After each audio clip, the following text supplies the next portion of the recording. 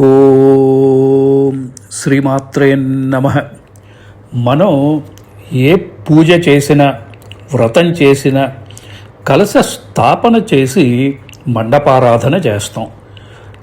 చూడండి, మన ఇంట్లో శుభకార్యం చేసేటప్పుడు బంధుమిత్రులని ఆహ్వానిస్తాం కదా.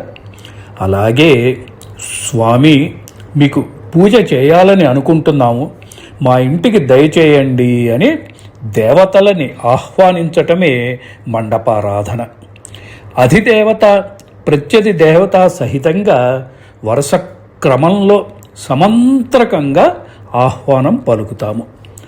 అలా వచ్చిన వారిని ఒక తమలపాకు పైన ఒక్క, పసుపు కొమ్ము, ఖర్జూరం, అక్షితలు, రూపాయి కాసు పెట్టి స్వాగతం పలుకుతాం.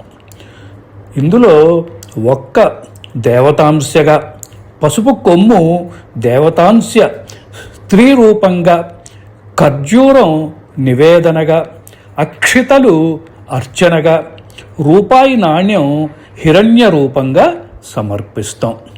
ఇలా అర్థం తెలుసుకుని చేసే పూజకి మరింత అర్థం సమకూరుతుంది. నమః సూర్యాయ సోమాయ మంగళాయ బుధాయ చ గురు శుక్ర శనిభ్యశ్చ రాహవే కేతవే నమః.